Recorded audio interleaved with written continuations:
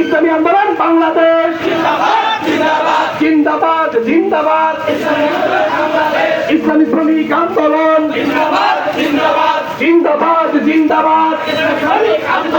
আন্তর্জাতিক শ্রমিক দিবস সফল হোক সফল হোক। আন্তর্জাতিক শ্রমিক দিবস পহেলা মে শ্রমিক দিবস মালিক শ্রমিক ভাই ভাই বীর সাহেব চরমোনাই মালিক শ্রমিক ভাই ভাই বীর সাহেব চরমোনাই নেতা নয় নীতি চাই বীর সাহেব চরমোনাই